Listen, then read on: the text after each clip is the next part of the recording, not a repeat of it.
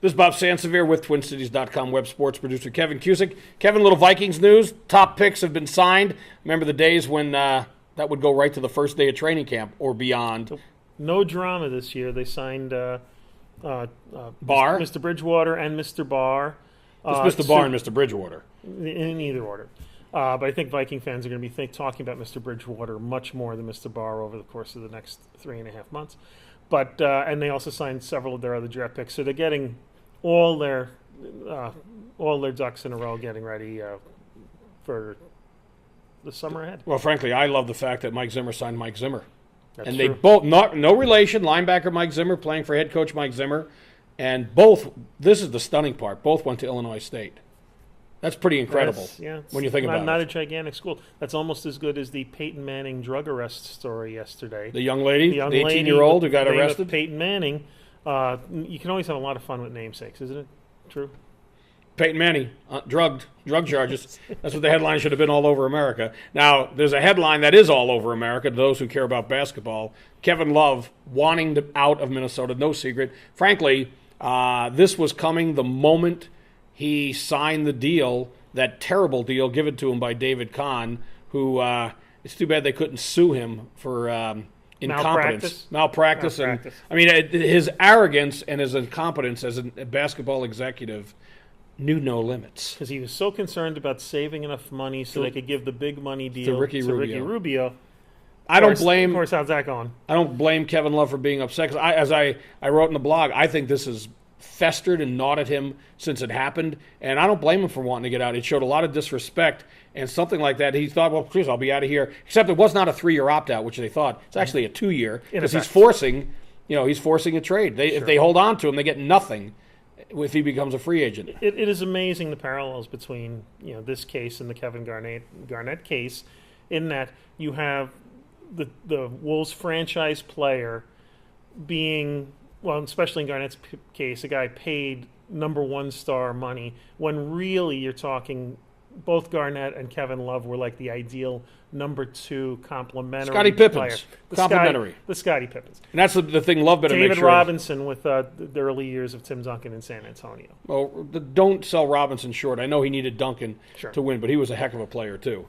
But again, they're good soldiers for years. Garnett got them to the Western Conference Finals the one year. Latrell Sprewell and Sam Cassell got them there. Because he had kids to feed, But Love hasn't been able to get them that far. It's amazing, really, how bad their record was that year when you could look at them statistically, that they blew so many close games during the course of the season. They probably should have been closer to making the playoffs this year. But that said, their move now is to try and get the best deal they can get for Love, probably in the course of the next month or two. And part of that may be determined tonight with the draft lottery. Well, sure. Then they'll know what teams have. If they go beyond the draft and think, well, maybe there's a chance. Well, first of all, they don't have a coach. Nobody's going to take this job unless they know if Love will be here or not. Sure. And you don't want. Remember, they talk. Well, we'll have Love. You don't let him consult if he's leaving. But what you say is, you sign a deal, you can pick the coach. Mm-hmm. Yeah. Because let him pick the coach. Who cares if he picks the coach and he stays?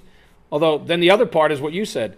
If he's not the franchise player, where are you going to get a franchise player from? That's right. Where's it coming from? I mean, I suppose the long shot thing would be if the Wolves would get the number 1 pick. But the fact is, the number 1 pick this year is not going to be a franchise. No, there's no level player. It'll be a good player, Jabari Parker. There'll be good players coming out, but there are not franchise players. But there's probably they're focusing on 5 teams that not Garnett. Freudian slip there.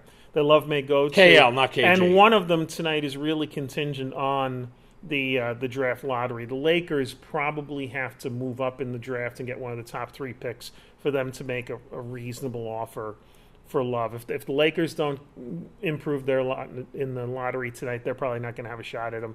So you're looking at Boston, which has the number 5 draft pick, and then the three other teams: Golden State, Chicago, and why am I drawing a blank? Well, but there's another element to it. Regardless Houston with Kevin McHale.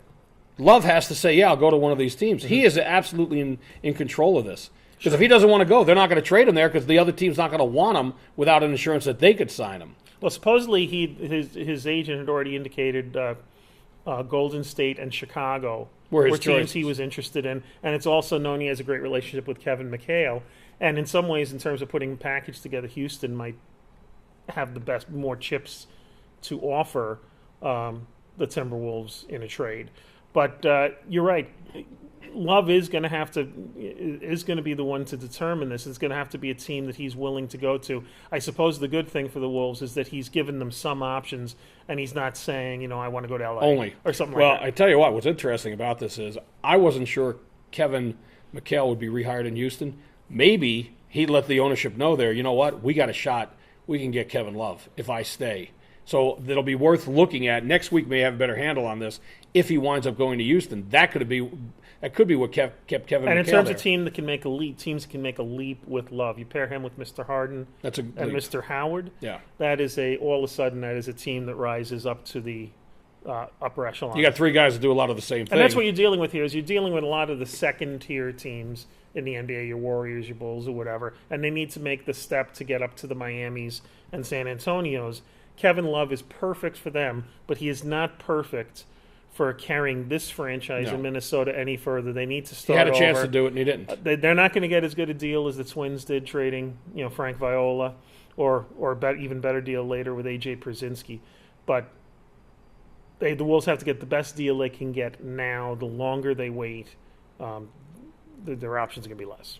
Well, this thing will play itself out, and maybe by the next time we talk, it will have been played out. We are played out, and we will be saying thank you and good day. But first, CJ has to give you the wave. It's become her signature. There she is. That's our signature move. She's our executive producer. Mm-hmm. Does all the writing, directing, producing, everything. Videographer. Best grip. What's the other one? There's the grip, and what's the other one that they have? Best. Well, it's not best boy. That wouldn't be right because CJ is a woman. But is there a best gal? Do they put that in the credits now? We could do that. Okay, best gal. I'll have to start looking at the credits from now on. She's and see also what they the call it. junior member of the team by just a couple of years. Yeah, about a couple of decades. Something like that. Thank you again, Kevin Cusick, Bob Sansevere, CJ. One more wave for the road. There she is. There we go. Bye-bye.